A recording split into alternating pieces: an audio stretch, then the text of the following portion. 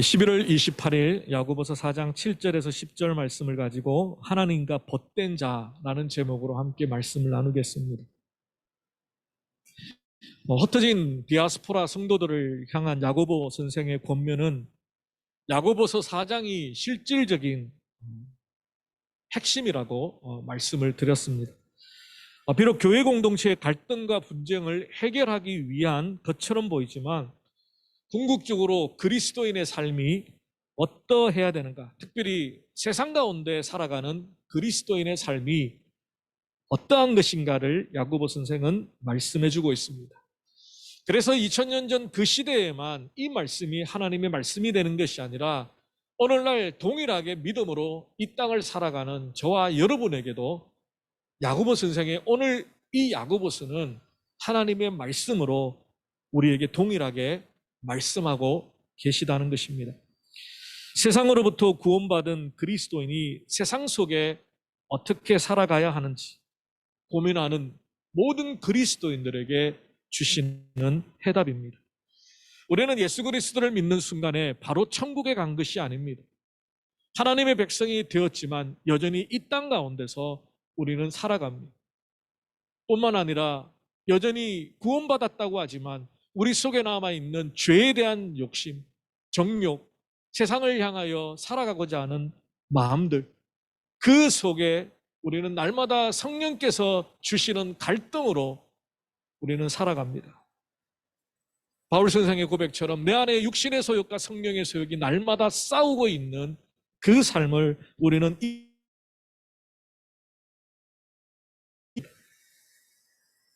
지난주에 묵상했던 것처럼 교회 공동체의 분쟁은 여전히 세상과 벗된 자로 인하여 일어나고 있고, 그들은 정욕의 사람이며 더 나아가 하나님과 원수된 자라고 권면했습니다. 그리고 또 한 번의 은혜가 있다라고 말씀하셨습니다. 누구든지 회개하고 하나님께로 돌아오면 다시 한번 더 큰 은혜를 베풀어 주시기 때문에 그 은혜로 다시 한번 공동체 가운데 선한 영향을 끼치며 믿음의 삶을 살아갈 수 있다라는 겁니다.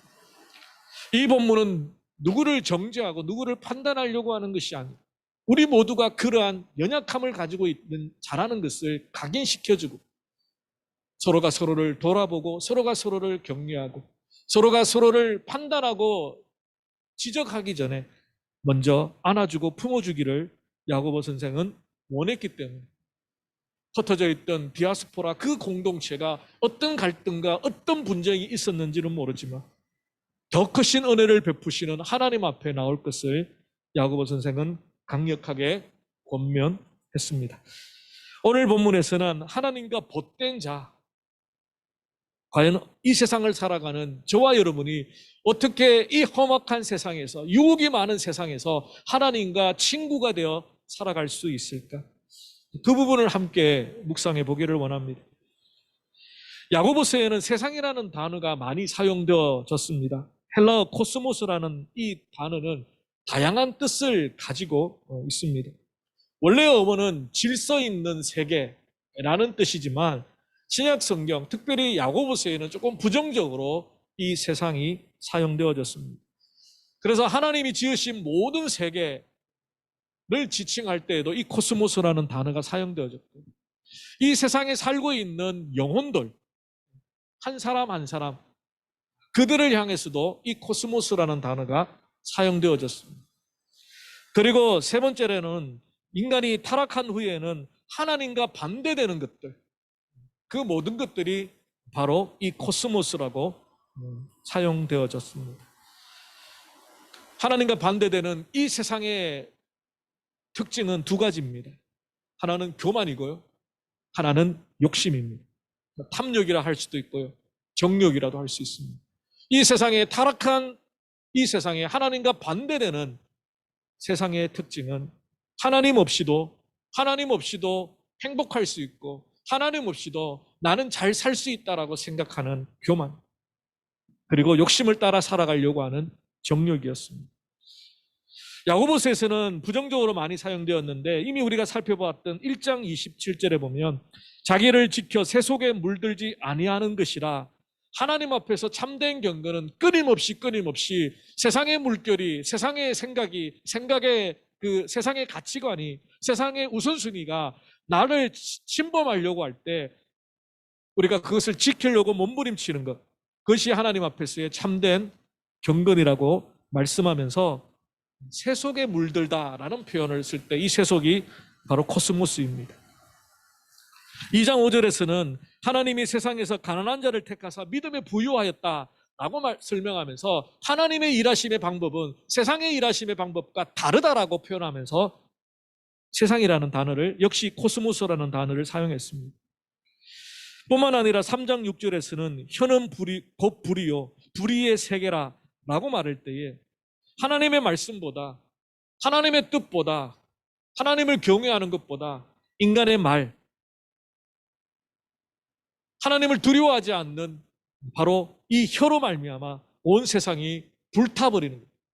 서로가 서로에게 상처를 주고 결국은 불의를 일으키는 악한 세상이 될 때 야고보서에서는 이 세상이라는 코스모스라는 단어를 또 사용합니다. 참 재밌는 것은 1장에도 한 번, 2장에도 한 번, 3장에도 한 번 쓰고요. 4장에서도 역시 한 번 씁니다. 4장 4절이죠. 우리가 2주 전에 살펴보았던 것처럼 세상과 벗된 것이 하나님과 원수된 것을 알지 못하느냐라고 반문합니다. 마치 극단적인 이분법으로 세상과 하나님을 대척지점에 놓고 야고보 선생은 설명하고 있습니다. 그러나 이 본문을 우리는 좀 더 깊이 들여다봐야 됩니다. 하나님은 이분법적으로 흑백 논리식으로 하나님은 선하시고 우리가 살고 있는 세상의 모든 것들이 다 악하다라고 말씀하지 않습니다. 세상과 벗된 것이 하나님과 원수되었다는 것. 이것은 사도 바울이 디모데전서 6장 10절에서 돈에 관하여 말씀하시는 내용과 비슷한 맥락입니다. 돈을 사랑함이 일만하게 뿌리가 되나니 이것을 탐내는 자들은 미혹을 받아 믿음에서 떠나 많은 근심으로 자기를 찔렀도다. 그러므로 돈이나 물질 자체는 결코 악한 것이 아닙니다. 그것이 죄악이 아닙니다. 돈을 벌기 위해서 열심히 일하는 것, 그것이 죄가 아닙니다. 노동하고 애쓰시는 것, 전략하고 아끼고 저축하고 그 자체가 절대로 성경은 죄나 악이라고 말하지 않습니다. 다만 물질을 사랑함이 일만 악의 뿌리가 됩니다.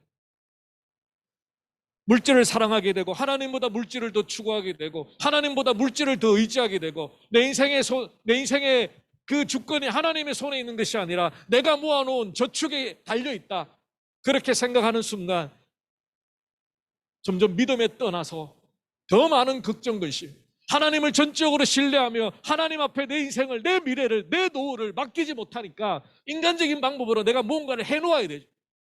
노후 자금을 마련해야 되고 돈을 모아야 되고, 그렇게 하다 보다 점점 하나님을 생각하기보다, 하나님을 사랑하기보다, 하나님을 의지하기보다 내가 구축해 놓은 그 무엇이 내 생명을, 내 미래를 행복하게 안전하게 만들어 줄 거라고 우리는 착각하게 됩니다. 그러나 바울 선생의 고백처럼 믿음에서 떠나 더 많은 근심으로 자기를 찔러 상하게 만드는 거예요. 그것이 어디에서부터 출발한다고요? 돈을 사랑함이. 예수님은 우리에게 말씀하셨습니다. 목숨을 다하여, 성품을 다하여, 뜻을 다하여 주 너희 하나님을 사랑하라.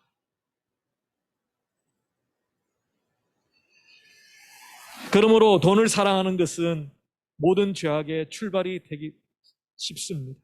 탐심을 내고 집착하게 되고 결국 믿음을 떠나게 됩니다. 그런 것처럼 야고보 선생이 결코 이 세상을 악한 것이라고, 하나님과 원수되었다라고 말하지 않습니다. 우리는 이 세상에서 살아가야 되기 때문에, 이 세상 자체가 악한 것이라면 우리는 구원받는 순간 다 천국에 가야 되죠. 하나님께서 마치 에녹을 데리고 가셨던 것, 너 이상 너희 더럽고 추하고 악한 세상에 살지 마, 내가 다 천국에 데려가요. 근데 그렇게 하지 않으신 이유는 이 땅에서 우리가 하나님의 백성으로 살아가야 될 몫이 있다는 거예요. 우리를 젊을 때에 혹은 믿는 집안에서 태어나게 하셨거나 하나님께서 여러분의 청년의 때에 만나주셨거나 장년의 때에, 중년의 때에, 노년의 때에, 어떤 때든 심지어 마지막 숨 넘어가기 직전에 하나님이 만나주셔서 구원하셨던 상관없이 구원받은 자로서의 삶의 모습이 있습니다. 이렇게 예배하는 것도 마찬가지고 삶의 자리에서 빛과 소금이 되려고 몸부림치는 것도 마찬가지고 내가 그럼에도 불구하고 하나님께 구원받은 하나님의 백성이기 때문에 세상 사람들과 같이 똑같이 그렇게 하지 못한다라는 속상할 때 있잖아요. 억울할 때 있잖아요. 또 그걸 또 이렇게 이용하는 세상 사람들이 있어요. 아, 너 교회 다닌다면서. 너가 손해봐야 되는 거 아니? 그럴 때 진짜 꿀밤 한 대 콱 때려주고 싶어요. 그럼에도 불구하고 그게 다 보임에도 불구하고 예수 그리스도의 제자된 것 때문에 하나님의 부르심을 받은 하나님의 백성됨을 인하여서 하나님을 믿지 않는 그 세상 사람들에게 작은 예수의 모습을 보여주고 하나님의 사랑을 보여주기 위해서 우리는 몸부림치고 있지 않습니다. 저와 여러분 그 길을 좁은 길이라고 믿고 지금까지 신앙을 지키며 살아오지 않았습니다. 그러므로 세상이 악한 것이 아니라 어쩌면 이 세상은 우리가 하나님의 복음을 들고 뛰어 들어가야 될 정말 미션의 장소. 저기 선교지에만 선교지가 아니라 어쩌면 성도님 여러분이 믿음을 지키며 하나님의 백성으로 얼굴 찌푸리지 않고 화내지 않고 짜증내지 않고 세상 사람들을 향하여 똑같이 보복하거나 미워하지 않고 그 속에서 몸부림치며 살아가는 그 삶이 저는 여러분이 선교사라고 생각합니다. 어쩌면 선교의 현장보다 더 치열한 선교의 삶을 여러분 살아가고 있다고 생각합니다. 그렇기 때문에 이 세상은 빠이빠이 아유 더럽고 치사하고 빨리 천국 가야지 이런 세상이 아니라 주께서 원하시는 빛과 소금의 직분을 감당하기 위해 몸부림치는 그렇지만 이 세상과 보타지 않기 위해서 하나님과 동행하기 위해서 몸부림치는 그런 신앙의 핵심이 중심이 우리에게 필요하다는 이 세상 자체를 흑백 논리로 다루기 시작하면 중세 수도원이나 기도원에 들어가 죽을 때까지 내 정결을 지키기 위하여 세상에 한 발도 딛지 않고 살아가야 될 것입니다. 그러나 하나님은 그러한 신앙을 우리에게 요구하지 않으셨습니다.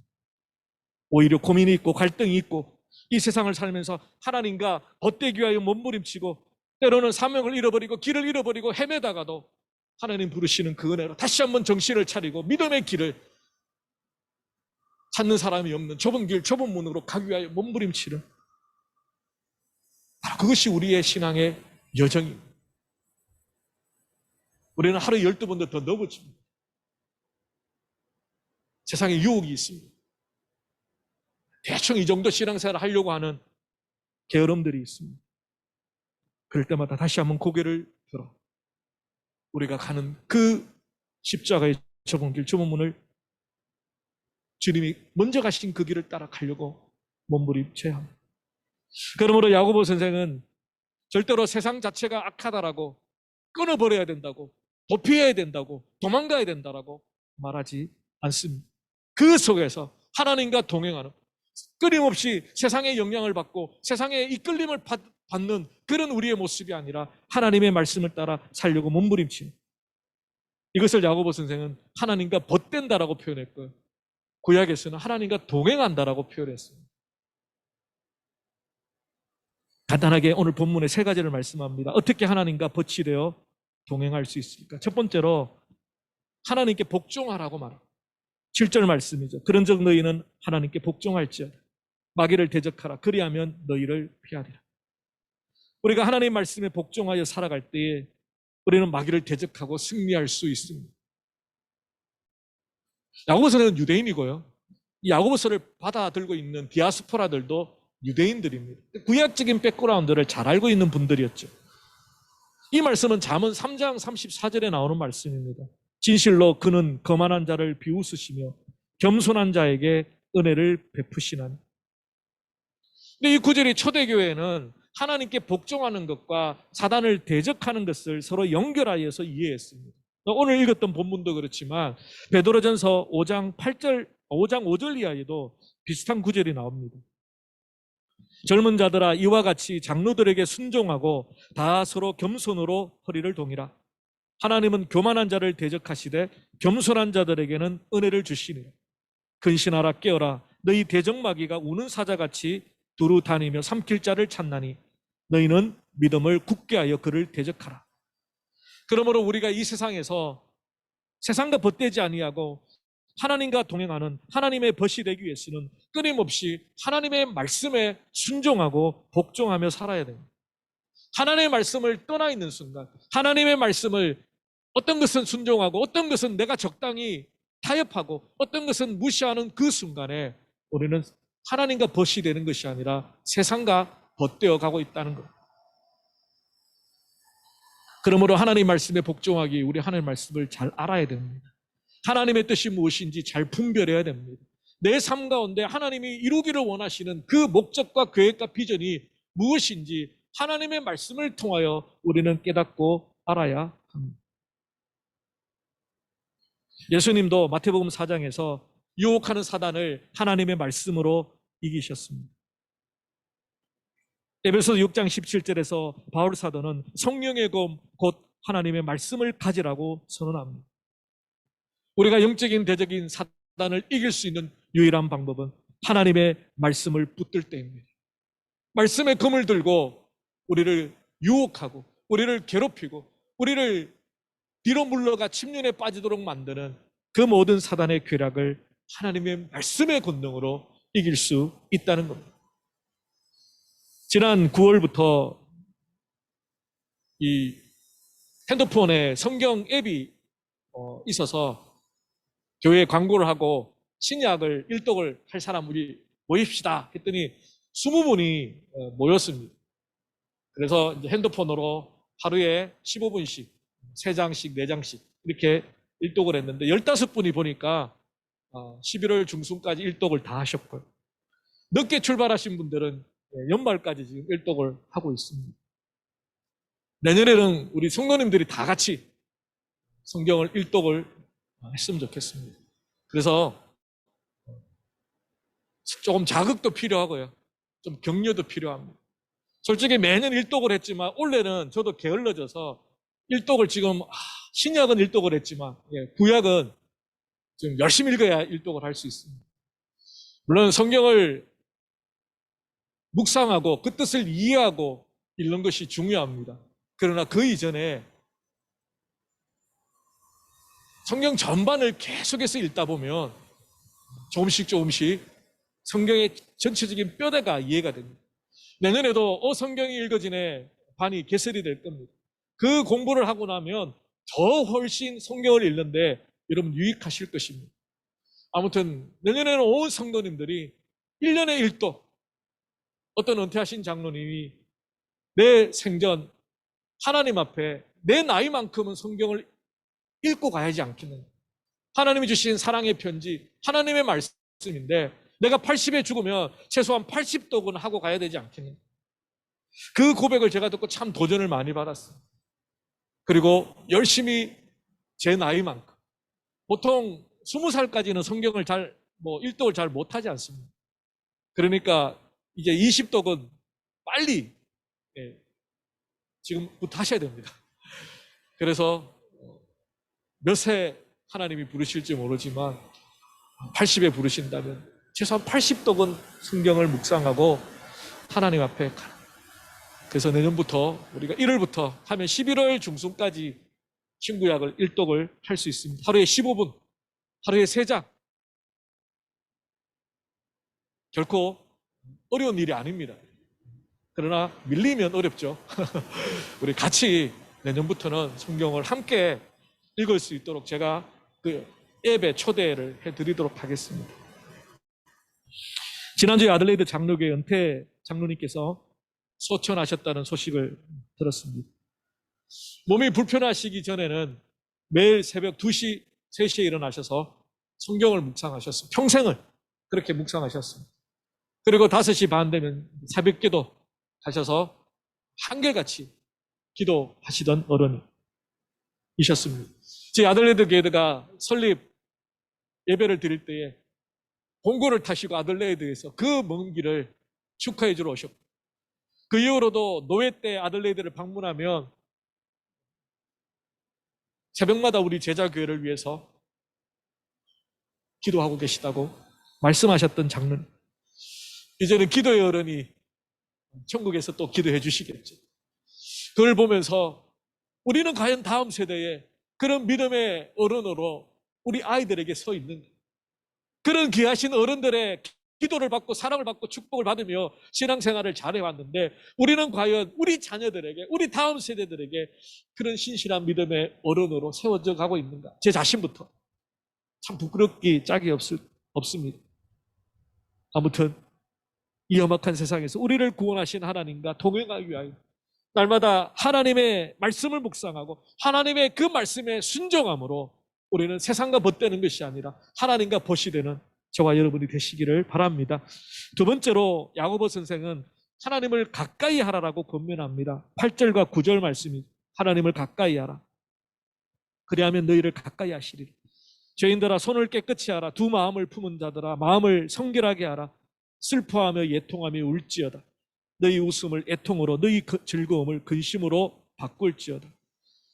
그렇습니다. 우리가 하나님과 벗되기 위하여 하나님과의 대화, 하나님과의 기도, 하나님과의 친밀한 교제를 끊임없이 누릴 때에 우리는 이 세상에서 거룩한 하나님의 백성으로 살아갈 수 있습니다. 오늘 읽었던 이 8절과 9절의 모티브는 회개의 모티브입니다. 하나님 앞에서 내 삶을 돌아보고 하나님 앞에서 하나님과 나 사이에 막힌 죄의 담이 허물어지는, 물론 2000년 전 예수 그리스도로 말미암아 그 죄의 담이 허물어졌습니다. 그러나 성화의 과정에서 우리가 끊임없이 하나님과의 기도의 교제 생활을 하지 않으면 막힌 담이 생길 수 있습니다. 하나님이 멀어질 수 있습니다. 마치 선악과를 먹고 에덴 동산 뒤에 숨었던 아담과 하와처럼 그렇게 하나님과 관계가 멀어지고 소원해지고 결국에는 하나님을 믿는 내 신앙의 간절함과 뜨거움과 사모함이 사그러들기 시작합니다. 그것을 성경에서는 강팍해진다고 말합니다. 그 마음이 강팍해진, 하나님의 은혜에 대한 사모함이 없어지고 하나님과 기도 가운데 친밀한 교제를 누리는 그 기쁨이, 그 즐거움이 사라질 때에 우리의 마음은 강팍해진. 오늘 야고보 선생은 손과 마음이라는 두 가지 모티브를 통해 회개를 촉구하고 있죠. 손을 깨끗이 하라. 마음을 성결하게 하라. 구약에서 손을 씻는다는 것은 정결법과 관련되어 있습니다. 손을 씻음으로 부정했던 내 몸이 거룩해지는 거죠. 그러나 예수 그리스도의 십자가 보혈로 말미암아 이제 정결법은 성취되었습니다. 우리는 더 이상 손을 씻는 의식 행위로 하나님 앞에 죄 없다 사함받는 그런 행위를 하지 않습니다. 이미 예수 그리스도를 믿음으로 우리는 어떤 부정한 것과 접촉한다 할지라도 고린도전서에는 어떤 음식을 먹든지 내가 하나님의 영광을 위하여 먹고 마시기 때문에 그 우상 앞에 드려진 제물이 나의 거룩을 훼손하지 않는다라고 바울은 선언합니다. 그것은 바로 주님의 십자가의 복음의 능력 때문이죠. 그럼에도 불구하고 우리가 날마다 우리의 손을 깨끗이 하고 마음을 성결하기 위해서 회개의 자리로 나아가야 합니다. 모세의 율법은 행위를 제한하지만 예수님의 산상수훈의 말씀은 우리의 마음 중심을 보신다고 말합니다. 형제를 미워하는 자마다 살인한 자, 업력을 품은 자마다 간음한 자. 하나님은 우리의 마음이 정결해지기를, 우리의 마음에서부터 정결하고 거룩한 삶을 살기를 원하십니다. 마음이 정결해지면 어떻게 악한 행위를 할 수 있겠습니까? 마음이 거룩해지면 당연히 우리의 삶과 우리의 행동도 거룩해질 수 있습니다.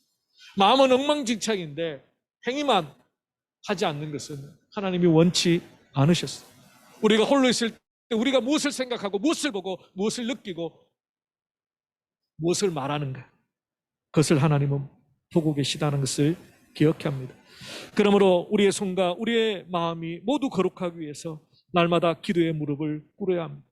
우리는 세상에 끊임없이 영향을 받고 세상의 끌림을 따라 세상을 쫓아가는 것이 아니라 하나님과 원수되었던 모든 것들을 끊어버리고 세상을 향하여 나아가려고 하는 이 브레이크 없는 자동차 같은 우리의 모습을 브레이크로 막아주시는 바로 하나님 앞에서의 회개의 기도뿐입니다.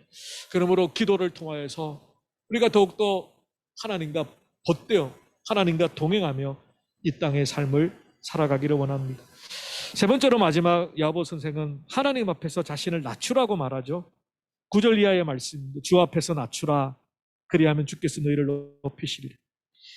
우리의 삶의 모든 순간이 하나님의 손에 달려있음을 깊이 인정하고 겸손히 고백할 때만이 우리 하나님과 동행할 수 있고 하나님의 벗이 될 수 있습니다. 어떤 학자들은 7절과 10절을 같은 의미의 반복이라고 강조합니다.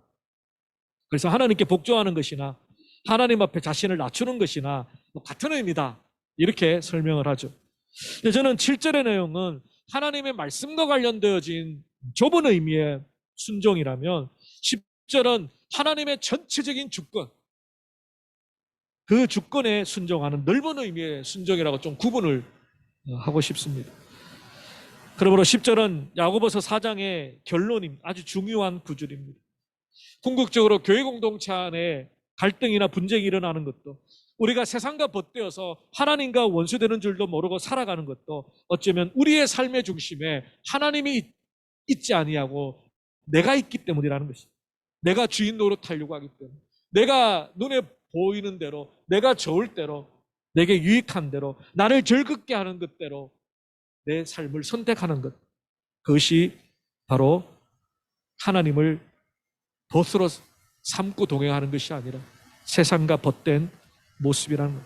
그러므로 우리의 삶을 주님 앞에 겸손히 내려놓을 때에 주님께서 우리를 높여주신다 약속합니다.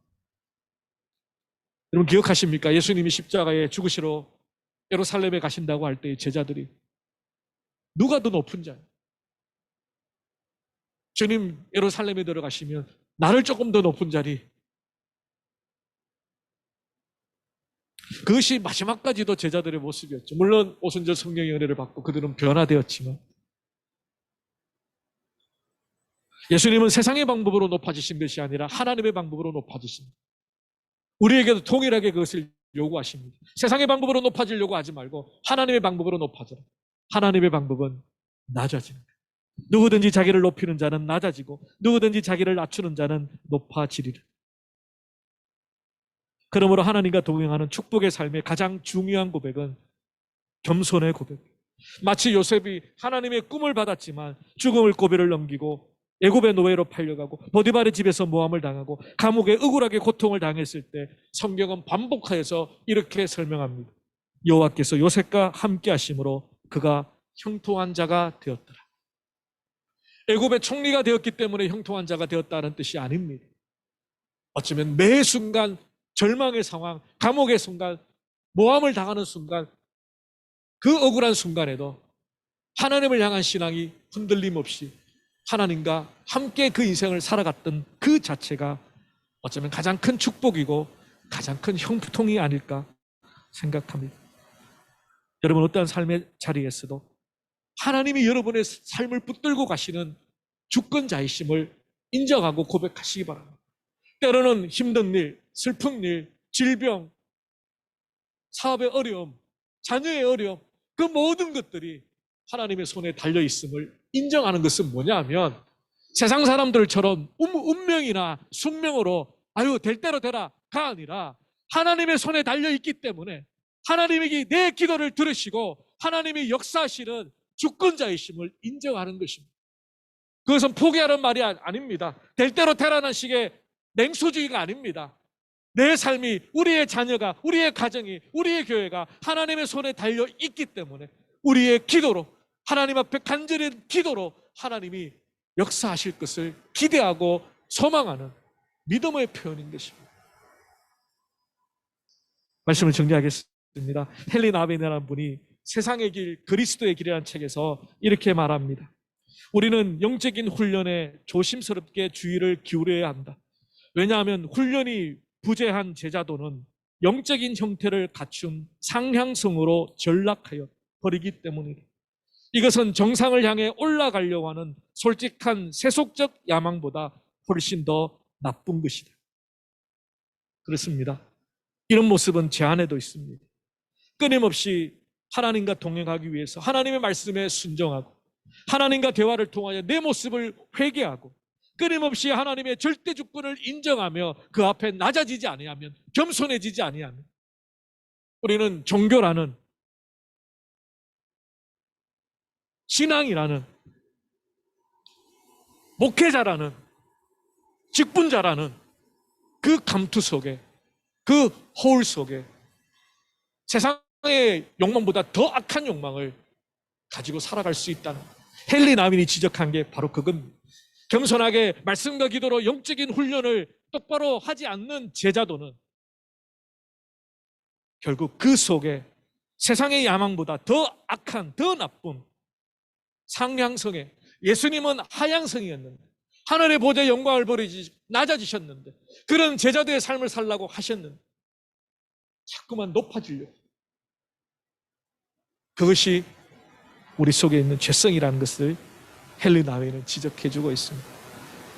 오늘 저희 교회 처음으로 중직자 투표를 하게 됩니다. 후보로 나선 네 분은 그 예수님을 따라 낮아지고 섬기는 직분자로 여러분 앞에 본이 되기 위하여서 지난 2년 동안 기도하며 두렵고 부끄럽고 온갖 마음이 교차하지만 후보로 세워졌습니다. 여러분, 그동안 기도하면서 이분들을 선출하고 또 앞으로 중직자를 통해서 교회가 함께 세워져 가는 것을 기대하며 기도하셨을 것입니다. 마치 모세의 손을 들어주었던 아론과 훌과 같이 이제 저의 옆에서 함께 주님의 나라를 이루어갈 평신도 동력자들을 세우는 귀중한 날입니다. 여러분들이 기도하시고 또 그런 기대를 가지시고 함께 투표하며 또 함께 즐거워하며 함께 축복하는 그런 복된 자리, 그리고 복된 우리 성도님들이 되시기를 주님의 이름으로 축원합니다. 기도하겠습니다. 살아계신 주님 감사합니다. 우리가 감히 어떻게 하나님과 벗이 되고 우리가 감히 어떻게 하나님과 동행한다라고 말할 수 있겠습니까?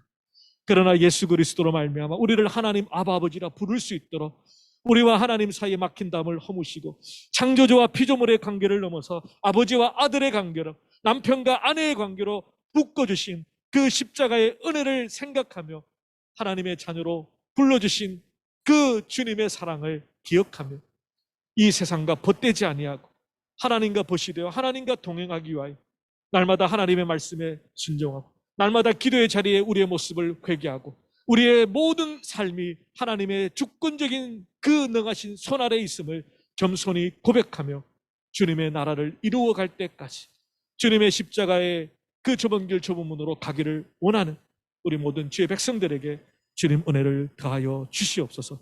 감사하고 우리 주 예수 그리스도 이름으로 기도 올리옵나이다. 아멘.